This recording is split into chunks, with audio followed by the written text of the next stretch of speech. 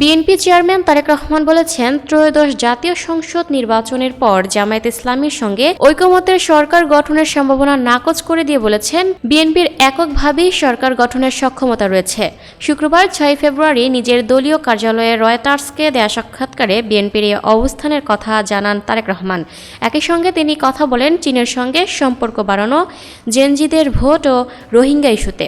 আসন্ন নির্বাচনে বিএনপির প্রধান প্রতিদ্বন্দ্বী হিসেবে ধরা হচ্ছে জামায়াত ইসলামীকে। দলটি আগে নিষিদ্ধ থাকলেও এখন আবার রাজনৈতিক শক্তি হিসেবে দেখা যাচ্ছে। 2001 থেকে 2006 সাল পর্যন্ত বিএনপি ও জামায়াত জোট সরকার পরিচালনা করেছিল। জামায়াত জানিয়েছে তারা দেশকে স্থিতিশীল করতে একটি ঐক্য সরকার গঠনের মাধ্যমে আবারও অংশীদারিত্বে আগ্রহী। রয়টার্সকে জোট সরকার গঠনের বিষয়ে পাল্টা প্রশ্ন করেছেন তারেক রহমান। আমি কিভাবে আমার রাজনৈতিক প্রতিপক্ষদের সঙ্গে সরকার গঠন করব? তাহলে বিরোধী দলই বা কি হবে? বিএনপির চেয়ারম্যান বলেন, আমি জানি না তারা কতটি আসন পাবে, তবে যদি তারা বিরোধী দলে থাকে আমি আশা করি তারা একটি ভালো বিরোধী দল হবে। বিএনপি সংসদের 300টি আসনের মধ্যে 2/3 বেশি আসনে জয়লাভে আত্মবিশ্বাসী।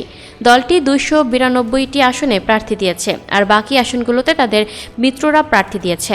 নির্বাচিত হলে বাংলাদেশ ভারতের দিক থেকে সরে চীনের দিকে ঝুঁকবে কিনা এমন প্রশ্নে তারেক রহমান বলেন, প্রায় 17,50,00,000 মানুষের অর্থনৈতিক প্রবৃদ্ধি নিশ্চিত করতে সক্ষম এমন অংশীদার প্রয়োজন বাংলাদেশের। তিনি বলেন, আমরা যদি সরকারে আসি আমাদের তরুণদের জন্য চাকরি দিতে হবে, দেশের ব্যবসা আনতে হবে যাতে কর্মসংস্থান তৈরি হয় এবং মানুষ ভালো জীবন পায়। সুতরাং বাংলাদেশের স্বার্থ ও সার্বভৌমত্ব রক্ষা করে যে দেশ বা পক্ষ আমাদের জনগণ ও দেশের জন্য উপযোগী প্রস্তাব দেবে তাদের সঙ্গে আমাদের বন্ধুত্ব হবে, কোনো নির্দিষ্ট দেশের সঙ্গে নয়। শেখ হাসিনার সন্তানরা বিদেশ থেকে ফিরে রাজনীতিতে অংশ নিতে পারবেন কিনা এমন প্রশ্নে তিনি বলেন, যদি কেউ জনগণের কাছে গ্রহণযোগ্য হন, যদি মানুষ তাকে স্বাগত জানায়, তাহলে রাজনীতি করার অধিকার সবারই আছে।